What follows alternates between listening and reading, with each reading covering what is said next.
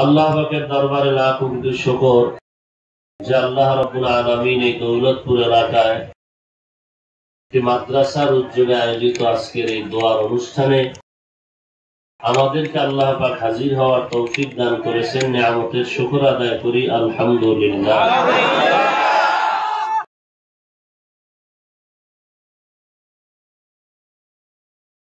লক্ষ কোটি দরুদ ও সালাম সৈয়দুল মুরসালিন রাহমাতুল লিল আলামিন শফিউল মুজনিবিন খাতামুন নবিয়্যিন সৈয়দুস সাকালাইন ইমামুল মুরসালিন হযরত মুহাম্মদুর রাসূলুল্লাহ সাল্লাল্লাহু আলাইহি ওয়া আলিহি ওয়াসাল্লামের উপর সর্বোপরি শুকর যাদের আয়োজনে আজকের এই মাহফিল, অক্লান্ত পরিশ্রম যারা করেছেন, এলাকার যুবক, মাদ্রাসা কর্তৃপক্ষ, মুরব্বী, ব্যবসায়ী, শ্রমিক, চাকুরিজীবী, বিশেষ করে প্রশাসন যথেষ্ট পরিমাণ সহযোগিতা করেছেন এই প্রোগ্রামের পেছনে। আল্লাহ পাক সবাইকে এই মজলিসের বরকতে তাদেরকে দুনিয়াতে শান্তি, পরকালে মুক্তির ব্যবস্থা করে দিন। এই দ্বীনের খেদমতে যারা যতটুকু কথা দিয়ে, পরামর্শ দিয়ে সহযোগিতা করেছেন, আল্লাহ পাক তাদের সম্মান আল্লাহ বাড়ায় দেন। সংক্ষিপ্ত কথা, লম্বা চওড়া কথা নয়।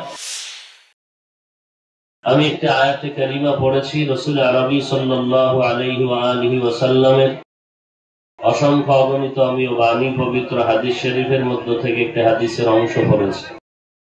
আয়াত ও হাদিসের আলোকে ইখলাস ও রুহানিয়তের সমন্বয়ে কিছু কথা বলার মতো এবং আপনাদেরকে শুনবার মতো হিম্মত, ধৈর্য, তৌফিক আল্লাহ পাক দান করেন। আমিন। ইয়া আইয়ুহাল্লাযীনা আমানুত্তাকুল্লাহ, আল্লাহ বলেন, হে দুনিয়ার মুমিন, তোমরা আমি আল্লাহকে ভয় করো তথা তাকওয়া অর্জন করো। আকুনু মা'আস সাদিকিন, এবং সত্যবাদী যারা আল্লাহর প্রিয়, এদের বন্ধু হয়ে থাকো। রাসূলুল্লাহ সাল্লাল্লাহু আলাইহি ওয়া আলিহি ওয়াসাল্লাম ইরশাদ করেন, আদ-দুনিয়া সিজনুল মুমিন ওয়া জান্নাতুল কাফির, দুনিয়াটা মুমিনদের জন্য জেলখানা, বেঈমান বেদিনদের জন্য শান্তির জায়গা, বালাখানা। একটু আরো কমান বলিও। এ হলো আয়াত ও হাদিসের সংক্ষিপ্ত তরজমা। আল্লাহ পাক এক আদেশ করলেন, তোমরা আল্লাহকে ভয় করো। কেন বললেন? কারণ হলো আল্লাহ পাক বান্দাকে গুনাহমুক্ত করে জান্নাতে দিতে চান, আর গুনাহ থেকে মানুষ বাঁচার জন্য তাকওয়া তথা আল্লাহকে ভয় না করা পর্যন্ত এটা সম্ভব না। যেমন সন্তান পিতা মাতাকে ভয় করে, ওস্তাদকে ছাত্র ভয় করে, বিচারকরে আসামি ভয় করে, আর এই ভয়ের কারণেই সন্তান মা বাবার সামনে অন্যায় করে না, ছাত্র ওস্তাদের সম্মুখে অন্যায় করে না, বিচারকের সামনে আসামি অন্যায় করে না। ঠিক মানুষ যখন আল্লাহকে ভয় করবেন, গলায় ছুরি আসলেও মানুষ তখন আল্লাহর বিরুদ্ধে কোনো কাজ করবে না। এর নাম হলো তাকওয়া, বা তাকওয়ার মূল কাজ। এখন এই তাকওয়া বা আল্লাহকে ভয় করাটা এটা সহজ না। এই ভয় অন্তরে ঢুকানোর জন্যই এত ওয়াজের আয়োজন, তাবলীগ ওয়ালাদের খেদমত, পীর মাশায়েখের বয়ান, জুমার দিন খতিব সাহেবদের বয়ান। উদ্দেশ্য যেন মানুষ গুনাহ থেকে ফিরে আসে, মানুষ যেন গুনাহ থেকে বেঁচে থাকে। কিন্তু কই, মানুষ নামাজও পড়ে, বাহিরে এসে মিথ্যা কথাও বলে। মানুষ নামাজও পড়ে, টুপিও পরে, আবার রাসূলের আদর্শের বিবর্জিত কাজও করে। মূল বিষয় কি? নামাজ কেন পড়ে, আবার নামাজ বাদে অন্যায় কেন করে? এক নাম্বার কথা হলো, নামাজ পড়ে আল্লাহর জন্য না, পড়ে মানুষকে দেখানোর জন্য। মানুষে কি মনে করবে, আমি এলাকার বড় মানুষ, নামাজ না পড়লে কি ভাববে, এই জন্য নামাজ পড়ে। দ্বিতীয়, বাহিরে এসে কেন আবার মিথ্যার আশ্রয় নেয়? সবগুলোর একটাই কথা, তাকওয়া নাই, আল্লাহর ভয় নেই। আল্লাহর ভয় যতদিন পর্যন্ত মানুষের অন্তরে আসবে না, ততক্ষণ পর্যন্ত মানুষকে গুনাহমুক্ত করা যাবে না। আর মানুষের অন্তরে ততক্ষণ পর্যন্ত তাকওয়া বা আল্লাহর ভয় আসবে না, যতক্ষণ পর্যন্ত মানুষ কষ্টি পাথরের সাথে মিশবে না। আতরের দোকানের কাছে গেলে আতরের ঘ্রাণ আসবে, ঠিক দুনিয়াতেও মানুষ, খারাপ মানুষ ভালো সঙ্গ দিলে ভালো হবে। বাস গাড়িতে লেখা আছে ধূমপান নিষেধ, এরপরও কেউ করে কিনা বলেন তো? নিষেধ করলে উল্টা গালি দেয়। কিন্তু মসজিদে কি লেখা আছে ধূমপান নিষেধ? কেউ করে? দেখেন তো, বাসে লেখা আছে নিষেধ, এরপরও করে। কিছু বললে উল্টা গালি দেয়। মসজিদে লেখা নাই, এরপরও কেউ করে না। কারণ কি? এর একমাত্র কারণ হলো পরিবেশের বিষয়। বাসের পরিবেশ আর মসজিদের পরিবেশ এক নয়। অতএব দুনিয়ার খারাপ মানুষের সঙ্গ আর আল্লাহওয়ালাদের সঙ্গ কখনো এক নয়। দুনিয়ার খারাপ মানুষের সঙ্গ কেমন? নবীজি হাদিসে বলছেন, ওই যে লোহা পুরিয়া দা বানায় না, এদের কি বলে? কামা। এ হলো দুনিয়ার খারাপ মানুষের সঙ্গ গেলে ওই কামারের মতো, ওখানে দাঁড়াইলে সাদা জামা যখন ময়লা হয়ে যাবে, খারাপ মানুষের কাছে গেলে ভালো মানুষ খারাপ হয়ে যাবে। আর ভালো মানুষ আল্লাহওয়ালা সত্যবাদীদের কাছে গেলে কি হবে? বলে আতরের দোকানে গেলে যেমন আতরের ঘ্রাণ পাবে, ঠিক আল্লাহর প্রিয় বান্দাদের কাছে গেলে মানুষ, খারাপ মানুষ গেল অন্তত দুনিয়ার ময়লা গুনাহের থেকে বেঁচে থাকার জন্য কিছু হলেও বান্দার অন্তর তৈরি হয়ে যাবে। তাকওয়া অর্জন করার মূল বিষয় হলো আল্লাহওয়ালা সাদিকিনদের সাথী হও। যে আল্লাহর ঘোষণা, কুনু মা'আস সাদিকিন, তোমরা আল্লাহকে ভয় করো এবং সত্যবাদী আমার প্রিয় বান্দা বান্দি যারা, এদের বন্ধু হয়ে যাও। আর আমরা প্রতিদিন প্রত্যেক নামাজে এই কথাই তো বলি, ইহদিনাস সিরাতাল মুস্তাকিম, হে আল্লাহ দয়া করে আমাদেরকে জান্নাতে যাওয়ার সঠিক পথের হেদায়েত দান করেন। সঠিক পথ চাইলাম, সঠিক কি চাইলাম? পথ চাইলাম। এখন পথ তো অনেক আছে। চেয়ারম্যান সাহেবের কাছে সে অনেকের জামা কাপড় দেয়। আপনি যদি বলেন আমার একটা দামি ডিজাইনের জামা দিবেন, চেয়ারম্যান বলে কোন ডিজাইন? বলে সব থেকে দামি। চেয়ারম্যান বিপাকে পড়ে যাবে। অথবা আপনি আপনার বাবাকেই বললেন আমাকে মনের মতো একটা পোশাক দেন, তা আপনাকে জিজ্ঞেস করবে কি রকম। আপনি যদি বইলে দেন ও মুখে যে ভরছে না, ওইভাবে একটা দেন, তখন আপনার বাবা বা চেয়ারম্যান সাহেব আপনাকে ওই পোশাকটা দেওয়া কঠিন হবে না সহজ? আল্লাহ পাক বলেন, বান্দা তুমি আমার কাছে জান্নাতের পথ চেয়েছো, কাদের মতো দিব বলো তো? আল্লাহ শিখায় দিলেন, সিরাতাল্লাযীনা আন'আমতা আলাইহিম, ও আল্লাহ তাদের ওই পথ যাদেরকে আপনি জান্নাতের পথে চলার মতো হেদায়েতের নিয়ামত দান করেছেন, তাদের পথ। যাদেরকে আপনি জান্নাতে চলার পথ বাতায় দিয়েছেন নিয়ামত দিয়া, আপনি পরিচালনা করে জান্নাতের দিকে আগায় নিছেন, তাদের পথটাই আমরা চাই। যারা গোমরাহ হয়ে গেছে আপনার লাইন থেকে দূরে, তাদের পথ চাই না। এখন তারা কারা? যাদেরকে আল্লাহ নিয়ামত দিয়া, হেদায়েতের দৌলত দিয়া আল্লাহ নিজেই কুদরতি ভাবে পরিচালনা করে জান্নাতের দিকে নিছেন, তারা কারা? আল্লাহ পাক তার জবাবে কোরআনের ভিন্ন আয়াতে বলেন, ওয়ামান ইউতি'িল্লাহা ওয়ার রাসূল ফাউলাইকা মা'আল্লাযীনা আন'আমা আল্লাহু আলাইহিম মিনান নাবিয়্যিন ওয়াস সিদ্দীকিন والشهداء والصالحين وحسن أولئك رفيقا।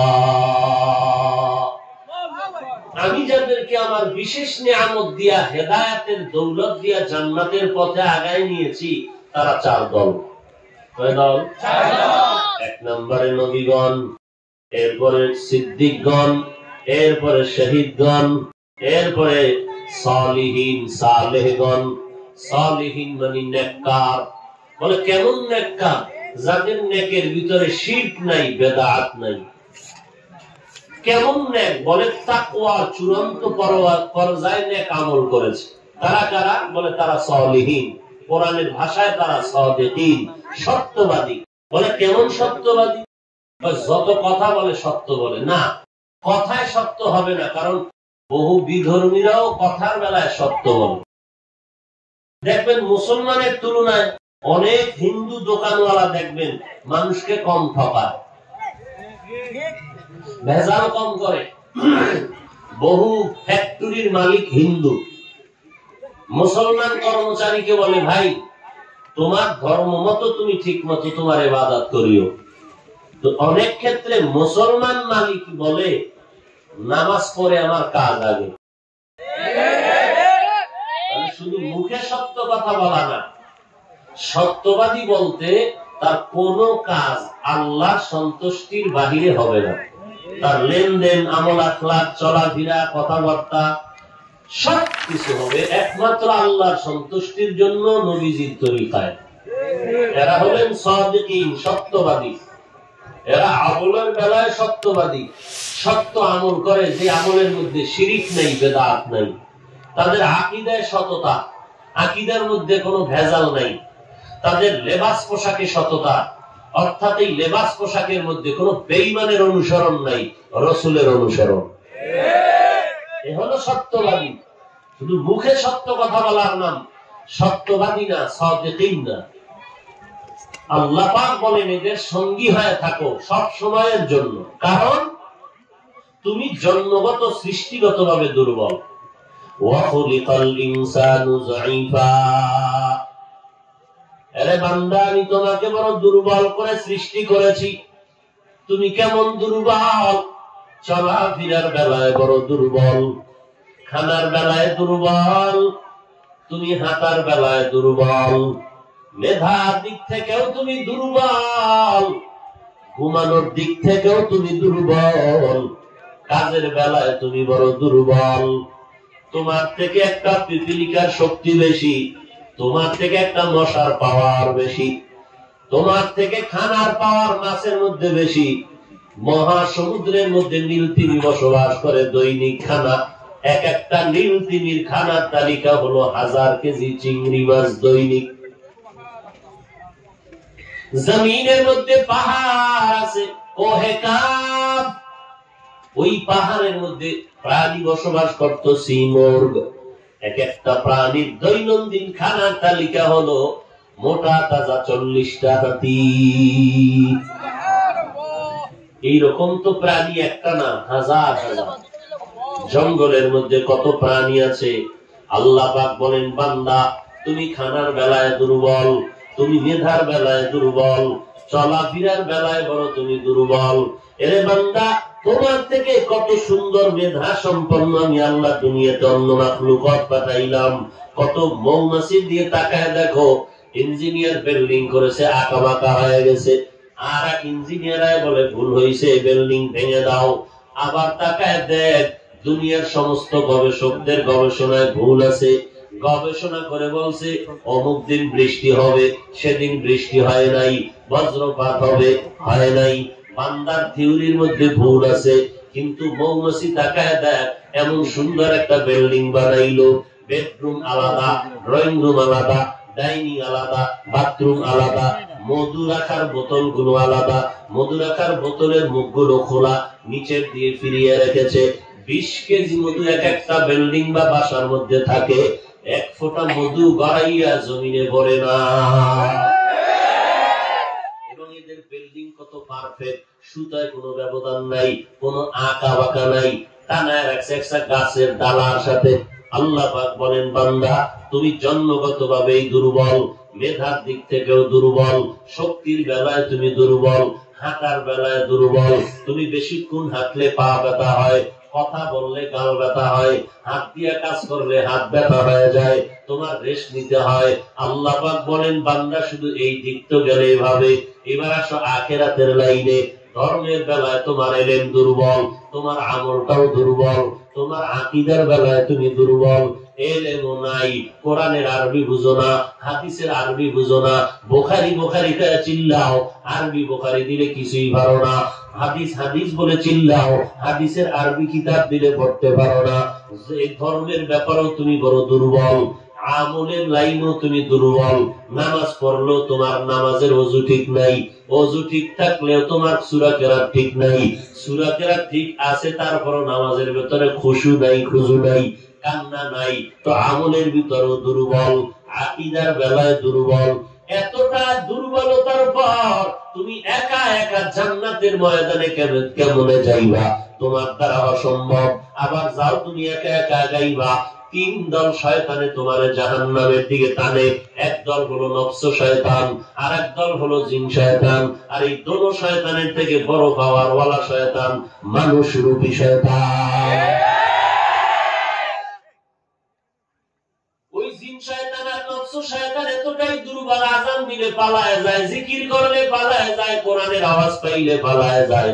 মানুষ রূপী শয়তানটা আযানও পালায় না, জিকিরও পালায় না, এরপরে কোরআন তেলাওয়াত করলো পালায় না। এই মানুষটারে যদি তুমি তাড়াইয়া তুমি নেক আমল করতে চাও, তুমি একা পারবা না, কারণ তুমি শারীরিক ভাবে দুর্বল, খানার বেলায় দুর্বল, আমলের বেলায় দুর্বল, ইলমের বেলায় দুর্বল, আকীদার বেলায় দুর্বল। তোমার এমন একটা শক্তির সাথে দরকার, একজন খাঁটি আল্লাহওয়ালা, যার মধ্যে তাকওয়া আছে, যার আমলের মধ্যে দুর্বলতা নাই, যার আকীদার মধ্যে দুর্বলতা নাই, যার ইলমের মধ্যে কোনো দুর্বলতা নাই, এমন একজন তাহাজ্জুদওয়ালা আল্লাহওয়ালারে যদি বন্ধু বানাইয়া চলো, দুনিয়ার সব মানুষরূপী শয়তানগুলো লাঠি লাগবে না, র‍্যাব লাগবে না, পুলিশ লাগবে না, আল্লাহওয়ালার চেহারা দিয়ে তাকাইলেই বেঈমান সোজা হয়ে যাবে। অনেক মানুষ পিছে পিছে ইমাম সাহেবের অনেক কিছু কয়, সামনে আই লেখা হুজুর ভালো আছেন, অনেকেই অনেক কথা বলে, হুজুর একটু দোয়া করেন, কিন্তু পিছে কিন্তু বাস দিয়ে এসে চায়ের দোকানে বের, যখন সামনাসামনি এসে হুজুর ভালো আছেন, হ্যাঁ দোয়া করেন, তো মুসিবতে আছে। এটা লাঠি দিয়া হয়নি, এটা তাকওয়ার পাওয়া। এরকম একটা বন্ধু যদি সাথে থাকে, তাহলে মানুষ শয়তানও আপনাকে ধোঁকা দিয়া গুনাহের দিকে নিতে পারবে না। আল্লাহ এজন্যই বলেন, আমাকে ভয় করো, আর সত্যবাদী যারা খাঁটি আল্লাহওয়ালা এদেরকে বন্ধু বানাও। সাহাবায়ে কেরাম নবীজির বন্ধু বানাইছেন, নবীজি আল্লাহর বন্ধু হয়ে গেছেন। কেমন বন্ধু? সব নবীরা আল্লাহর আশিক, আর আমার আল্লাহ নিজে মুহাম্মদ নবীর আশিক। সেই নবীর উম্মত আমরা। কত সুন্দর সুযোগ আমাদের। নামাজ পড়ব 5 ওয়াক্ত, আল্লাহর রাসূল বলেন আল্লাহর ওয়াদা, 5 ওয়াক্ত নামাজ পড়লে 50 ওয়াক্ত নামাজের সওয়াব পেয়ে যায়। কোনো কষ্ট নাই। কই আমরা নামাজ পড়ি, রোজা রাখি, টুপি পরি, পর্দা করি, আমগো খানা দানা বন্ধ হয়ে গেছে? বিবাহ শাদী, বাজার করা, ব্যবসা, চাকরি কোনোটাই তো বন্ধ হয় না। আচ্ছা বাদ দেন আমাদের কথা, আপনারা যেই লাইনে আছেন, স্কুল কলেজে পড়েন, চাকরি করেন, ব্যবসা করেন, শ্রমিকের কাজ করেন, যে যেই লাইনে আছেন, আপনার মতো যুবক স্কুল কলেজে পড়ে 1 ওয়াক্ত নামাজও বাদ দেয় না, আছে না নাই? তাহলে আপনার বিবেককে জিজ্ঞেস করেন, আপনি কেন পারেন না? আপনার মতো কত যুবক সন্তান র‍্যাব, আর্মি, পুলিশ, বিডিআর চাকরি করে নামাজ বাদ দেয় না। আপনার মতো কত সন্তান আজকে তাকায় দেখেন, চাকরি করে, ড্রাইভারি করে, কৃষি কাজ করে, নামাজ বাদ দেয় না। আপনি বিবেকে একটু জিজ্ঞেস করবেন, আপনি কেন পারবেন না? দুনিয়াতে বাহাদুরি আর কয়দিন করবেন? একদিন তো দুনিয়া ছেড়ে সবাই চলে গেল, আপনাকেও যেতে হবে। এই দুনিয়ার বাহাদুর, সব থেকে বড় বাহাদুর ইতিহাসের পৃষ্ঠায় যাদের নাম ঘৃণিত নাম, নমরুদ, হামান, কারুন, ফিরআউন, সাদ্দাত, আবু জাহাল, আবু লাহাব, ঠিক নেই? ওরে আল্লাহর বান্দা, তাদের ক্ষমতা কম ছিল না, টাকার অভাব ছিল না, কিন্তু টাকায় দেখেন ফিরআউন নামে কোন বেঈমানের ঘরে একটা সন্তান পাবেননি। কেউ পাওয়া যাবে? কাউকে যদি বলি 1 লাখ টাকা দিব তোমার সন্তানের নামটা বা তোমার নাম ফিরআউন রাখো, রাখবেননি? কেমন ঘৃণা জন্ম রে বাবা, অথচ টাকা পয়সার অভাব নাই। চট্টগ্রামের জমিনে আমানত শাহ রাহমাতুল্লাহ আলাইহি আজকে বিধর্মীরাও তার সম্মানের সাথে নাম স্মরণ করে, অথচ সেই আমানত শাহ রাহমাতুল্লাহ আলাইহি এত গরিব ছিলেন, সরকারি একজন কর্মচারী, ডিসি সাহেবের পিয়ন ছিল। আজকে ডিসি সাহেবের কোনো খবর নাই, অথচ আমানত শাহ নামের উপরে মানুষ কতটাই ভক্ত, কত মহব্বতে দোয়া করে। দিল্লির মধ্যে যাবেন, ভারতের প্রত্যেকটা হিন্দুদের অন্তরে খাজা মুঈনুদ্দিন চিশতি রাহমাতুল্লাহ আলাইহির মহব্বত অন্তরে জমা করা। এরে আল্লাহর বান্দা, এই দুনিয়ার মধ্যে আল্লাহর ওলি সাহাবায়ে কেরাম, এরপরে আম্বিয়ায়ে কেরাম, এদের মহব্বত মানুষের অন্তরে, তাদের নামে সন্তানের নাম, তাদের নামে মাদ্রাসার নাম, তাদের নামে মসজিদের নাম, এগুলো টাকার দ্বারা আর ক্ষমতার দ্বারা হয় নাই, এগুলো হয়েছে একমাত্র নবীর আদর্শ পালনের মাধ্যমে। হামসিনাতে মুস্তফা তমামি হালে হুকুম ইত্তেবায়ে সুন্নতে খায়রুল বাশার গিরে লাজিম তাবয়াবি আই পেসার। এই পাবলিক, এই কি ভাই, হ্যাঁ সইতে পারে না। যদি বলা হইতো তোমার 10 মণ ধান দেওয়া হবে, তো ধারা বললেও ছাড়াই থাকতো বাইরে। আল্লাহ পরীক্ষা করে তোমার ইমান কি অবস্থা। এই করোনা, এই গজব আমাদের গুনার কারণে এসেছে। মোনাজাত দিয়ে দিবে এখনই, আল্লাহ সবাইকে কবুল করে। ইয়া ইলাহি मुझसे मुझको दूर कर, ताकि देखो मुझ में तुझको एक नजर। या इलाही तू मेरा महबूब है, या इलाही तू मेरा माशूक है। এরে এলাকার মাইকের আওয়াজ শুনুন না তার মা বোনেরা, এরে পর্দার আড়ালের মা, এরে যুবক, ও আল্লাহর বান্দা, ও বৃদ্ধ বাবাজি, দুনিয়াতে চিরদিন থাকা কোনো গ্যারান্টি নাই। এই মহামারীতে কত আপনজনারে হারায় ফেললো। যেই ফেরাউনের নাম দুনিয়ার কোনো মানুষ নিতে চায় না। এরে পর্দার আড়ালের মা, একটু খেয়াল করে শুনো, যেই ফেরাউনের লাশ মাটি পর্যন্ত গ্রহণ করে নাই, অথচ সেই ফেরাউনের ঘরে তার আপন স্ত্রী, কি নাম? আসিয়া এত বড় আল্লাহর ভক্ত হয়ে গেল, এত বড় আল্লাহর প্রিয় বান্দি হয়ে গেলেন। মায়ার নবী মেরাজে যখন রওনা, হঠাৎ করে একটা জমিনের জায়গা থেকে নবীর নাকের মধ্যে মিশকের ঘ্রাণ আসতে শুরু করলো। জিবরাইল আমিনকে মায়ার নবী বললেন, জিবরাইল, জান্নাতের সুসংবাদ, জান্নাতের সুঘ্রাণ আমি কোথা থেকে পাইলাম? জিবরাইল বলেন, পয়গম্বর, জমিনের মধ্যে বড় পাপিষ্ঠ ফিরআউন, তার স্ত্রী আসিয়া যেই কবরের মধ্যে আছে, ওই কবর থেকে বেহেশতের ঘ্রাণ পাওয়া যায়। হাকিকত সে তু দুনিয়া বেখবর হ্যায়, दुनिया की नुमाइश पर नजर है। नमी गुयम के आज दुनिया जुदा बाश, वहाँ रुकारे के बाशी बा खुदा बाश। যদি বান্দা ভালো ফল খেতে চাও, কোন যুক্তিতে দরকার নাই, গাছটা ভালো রকম যত্ন করো। এরে আম্মা জান, দুনিয়াতে যদি এমন সন্তানের মা হতে চাও, তুমি মরিয়াও গেলে তোমার সন্তান তোমার জন্য দোয়া করবে।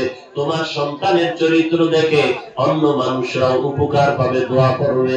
এমন মায়ের সন্তান, যদি এমন ভালো সন্তানের মা বাবা হতে চাও, কোনো চিন্তার কারণ নাই। মা বাবা তুমি আগে ভালো চরিত্রবান হয়ে যাও।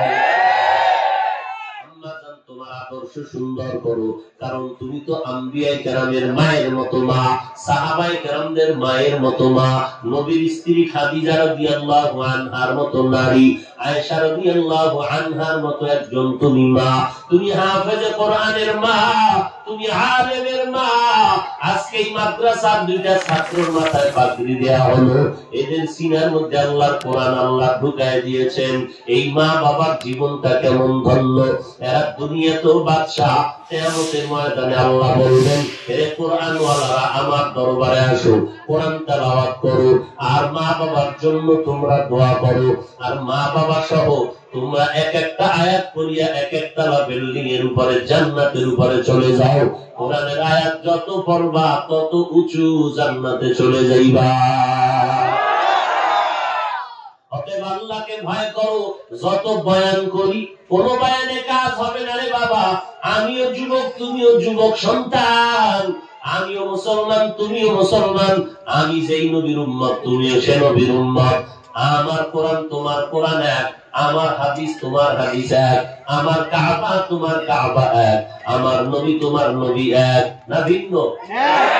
যদি এক হয় তাহলে আমাকে একটু জবাব দাও। আমার পায়ে ধরিয়া ধরিয়া তোমাদেরকে বুঝাই নামাজ পড়ো, তাবলীগ ওয়ালারাও বুঝায়, আল্লাহ ওয়ালারাও পায়ে ধরে বাবা নামাজ পড়ো।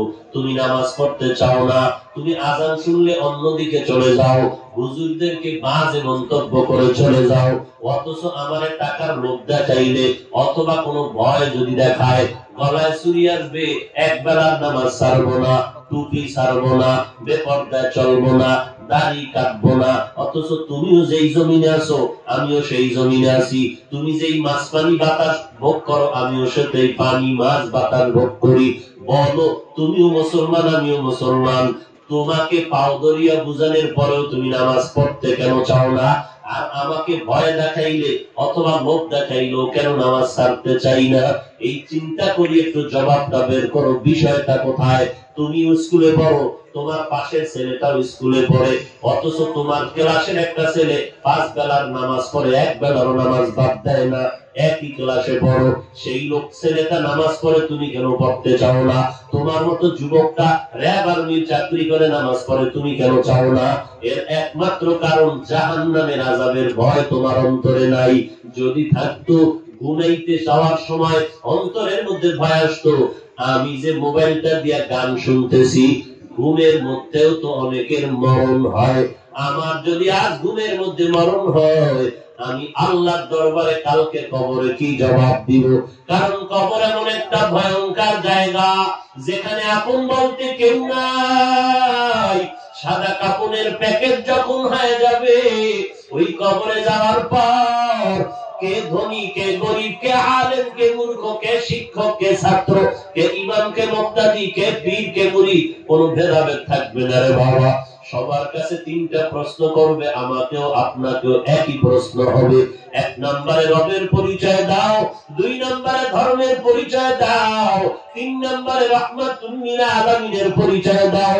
এই 3টা প্রশ্নের জবাব তারাই দিতে পারবে যারা দুনিয়াতে থাকা অবস্থায় রবের গোলামীর মালা গলায় লাগায় চলতো। গলায় চুরি আসলো কখনো মিথ্যা কথা বলতো না, না খাইয়া থাকলেও বান্দা কখনো হারাম খাওয়ার জন্য পাগল হইতো না। এই বান্দা তখন কবরে গিয়ে বলবে, রব্বি আল্লাহ, আমার রব একমাত্র আমার আল্লাহ। 2 নম্বর প্রশ্ন, ধর্মের পরিচয় দাও। ধর্মের পরিচয় দিতে গিয়ে জবাব তারাই সঠিক দিবে যারা দুনিয়াতে ইসলাম ধর্ম ছাড়া ভিন্ন কোন ধর্ম পালন করে নাই। তারা জবাব দিয়ে বলবে, দীনি আল ইসলাম, আমার ধর্মের নাম হলো ইসলাম। রাহমাতুল লিল আলামিনকে দেখায় বলবে, চিনো নবীর আশিক ব্যক্তি যারা সুন্নতের মহব্বতে আমল করত, মাথার চুলগুলো নবীর তরিকার বাইরে রাখতো না, পোশাকটা নবীর তরিকার বাহিরে পড়তো না, আঙ্গুলের নখগুলি কাটার সময় নবীর তরিকা ছাড়া কাটতো না, পোশাকটা খোলার সময় ভেতরে ঢুকানোর সময় নবীজির সুন্নাত ছাড়া পড়তো না, জুতা পরিধানের সময় সুন্নাতের আমল করতো, ভাত খানার সময় বান্দা দস্তারখান বিছায়া খাইতো, ভাতের লোকমাটা দিতে নবীর সুন্নাত অনুযায়ী বিসমিল্লাহ পড়তো, পরিষ্কার পরিচ্ছন্ন ভাবে হাত দুইটা ধুয়ে নিত। এই রকম সুন্নতের আমল যারা করবে তারা তো মহাব্বতের সাথে বলবে তিনি তো আমার সেই মায়ার নবী। জবাব দিবে আল্লাহ বলবে আর দেরি করিও না, কবরটাকে বেহেশতের বিছানা বিছায়া দাও।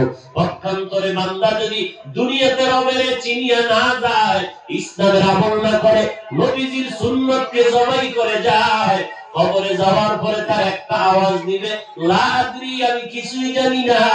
আল্লাহ রাগান্বিত হইয়া ফেরেশতাকে বলবে কবরের মধ্যে জাহান্নামের বিছানা বিছায়া দাও। এই বান্দাকে দুনিয়াতে কম সুযোগ দেওয়া হয় নাই।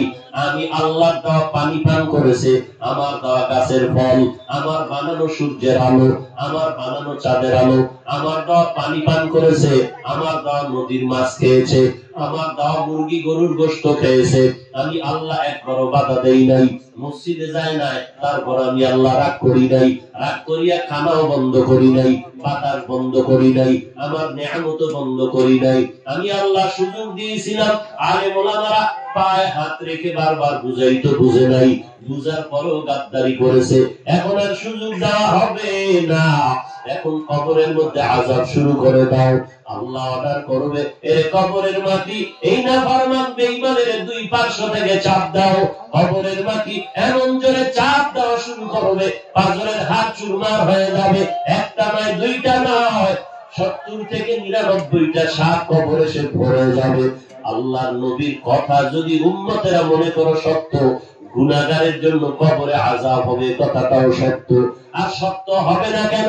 ১৫০০ বছর হয়ে গেল, আজ পর্যন্ত কোন বেঈমান আল্লাহর কোরআনের একটা ভুল বের করতে পারে নাই, নবীর আদর্শের উপর একটা কালিমা লেপন করতে পারে নাই, নবীজির জীবনে একটা মিথ্যা কথা বের করতে পারে নাই।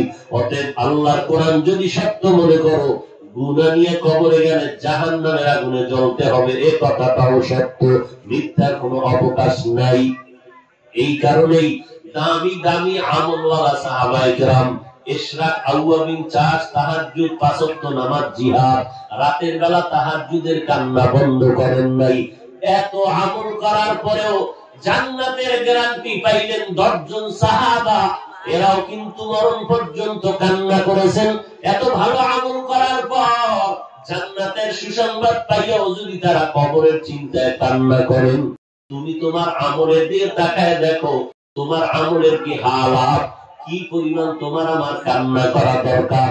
অথচ চোখে তো পানি নাই। দুই একজন আল্লাহর বান্দা যদি মোনাজাতে কান্না করে, কিছু কপাল পোড়া আছে, দেখলেও সহ্য করতে পারে না। অথচ আল্লাহর কোরআন বলে কান্না করো, নবীর হাদিস বলে কান্না করো। কান্না যদি না আসে, কান্নার বাহানা করো, কারণ এক ফোঁটা চোখের পানি তোমাকে জাহান্নাম থেকে বাঁচায় দিবে। কিয়ামতের ময়দানে তোমার চোখের পানি শেষ হবে, রক্ত পড়া শুরু হবে। হাদিসের ঘোষণা, ঘাম আর ঘাম, এমন ঘাম বের হওয়া শুরু হবে, ঘামের গন্ধ আর ঘামের সাগর শুরু হয়ে যাবে। ঘাম বাড়তে বাড়তে সিনা পর্যন্ত, কারো হাঁটু পর্যন্ত, কারো নাক পর্যন্ত, কারো কপাল পর্যন্ত ঘাম। ঘামের গন্ধে বান্দা পাগলের মতো হয়ে যাবে। ওদিকে সূর্যের গরম কিয়ামতের ময়দানে গুনাহগারের মাথার মগজগুলো টকবক করে ভাতের মারের মতো ফুটতে থাকবে। নিচে আবার জমিনটা হয়ে যাবে তামা। এরে আল্লাহর বান্দা, মিথ্যা করে করিও না রে বাবা, কয়দিন আর বাহাদুরি করবা? এখানে এমন আল্লাহর বান্দা আছে, অনেকের মা নাই, বাবাও নাই। আজকে রাতের বেলা যদি ঘুমায় যাও, আজরাইল যদি এসে তোমার জীবনটা নিয়ে যায়, চোখ দুইটা বন্ধ করে বালিশে মাথা লাগায় 1 মিনিট চিন্তা করিও, সকালবেলা তুমি যদি মরিয়া যাও, মা আইসা দেখবে তোমার বডি শক্ত বরফের মতো ঠান্ডা। মা চিল্লায় বলবে, আমার সন্তান নাই, তোরা কোথায় আছো, আয়। বাবা কান্না করবে, এখন আমার কে আব্বু বলে ডাক দিবে। কে আমাকে আদর করে আম্মু বলে ডাক দিবে। এই কান্না করতে করতে কেউ যাবে বাঁশ বাগানে বাঁশ কাটার জন্য, কবর খনন করার জন্য, কেউ যাবে ইমাম সাহেবের খবর দেওয়ার জন্য, আবার কেউ যাবে কাফন কেনার জন্য, আবার কেউ যাবে তোমার জন্য গরম পানি করবে, চিরবিদায়ের গোসল দিবে। তোমার কবর খনন হয়ে গেল, কাফন সাদা কাফনের মধ্যে পড়ায়, জানাজা পড়ায়া খাটিয়া যখন কাঁদে নিয়ে রওনা, জানালা দিয়া তোমার আমার মা কান্না করে বলবে, আমার সন্তানের কই নিয়ে যাও? বলে চিরবিদায়ের কবরে নিয়ে যাই। বলে দাঁড়াও, যেই সন্তানের জন্য আমি মা কত রাত ঘুমাতে পারি নাই, যেই সন্তানের জন্য কতবার আমি খানার প্লেট দিয়ে খানা খেতে পারি নাই, আমার বাচ্চা প্রস্রাব পায়খানা করে দিয়েছে, আমি পরিষ্কার করতে গিয়ে খানার ক্ষুধা নষ্ট হয়ে গেছে, এই সন্তানের সারা রাত বসে বসে আমি পাহারা দিয়েছি, ওই সন্তানের চেহারাটা একবার আমাকে শেষবারের মতো দেখায় নাও। এরে আল্লাহর বান্দা, ওই কবরে যখন তোমাকে আমাকে রেখে আসবে, ওই অন্ধকার কবর বাস বাগান, যেখানে দিনের বেলাও যাইতে বড় ভয়, কেমন করে ওই কবরে তুমি একা থাকবা? কই তোমার বন্ধু, কই তোমার আপনজন, কেউ নাই। ওই কবরের মধ্যে মুসলমান হিসাবে বিশ্বাস করো, ওই কবরে যদি নেক আমল নিয়ে যাও কপাল ভালো, আর যদি গুনাহ নিয়ে যাও কপাল তোমার মন্দ হয়ে যাবে। আল্লাহ বারবার বলেন, আমাকে ভয় করিয়া তুমি তওবা করো, পাহাড় সম পরিমাণও যদি গুনাহ করো, আমি আল্লাহ তোমার গুনাহ তওবার কারণে মুহূর্তের মধ্যে ক্ষমা করে দিব। হেদায়েতের মালিক আল্লাহ। যদি আল্লাহ হেদায়েত দান করেন, তুমিও যদি কান্না করতে পারো, দিলটাকে নরম করে আল্লাহকে বলো, আল্লাহ এই মজলিসে আমার মতো গুনাহগার কেউ নাই, আমার মতো জাহান্নামের আসামি কেউ নাই, আমি তওবার জন্য রেডি হয়ে গেলাম, আর নামাজ ছাড়বো না, বেপরদায় চলবো না, মা বাবাকে কষ্ট দিব না, আলেম ওলামাদের বিরোধিতা করবো না, আর সহিভাবে কোরআন তেলাওয়াত করে নামাজ পড়বো, আর নামাজ বাদ দিব না, নবীজির সুন্নতের বিপরীত চলবো না। আমার মতো যুবক স্কুল কলেজে পড়ে নামাজ পড়ে, আমার মতো যুবক কৃষি কাজ করে, ড্রাইভারি করে, নামাজ পড়ে, আমি কেন পারবো না? আয় আল্লাহ, আমি আজকে থেকে তওবা করলাম, আজকে থেকে আর নামাজ বাদ দিব না। তওবার জন্য যদি নিয়ত হয়, আয় আল্লাহ তুমি আমাদের তওবা কবুল করে নাও, আমাদের তওবার উপরে মজবুত হয়ে চলার মতো তৌফিক দান করো। বলেন আমিন। আলহামদুলিল্লাহি রাব্বিল আলামিন।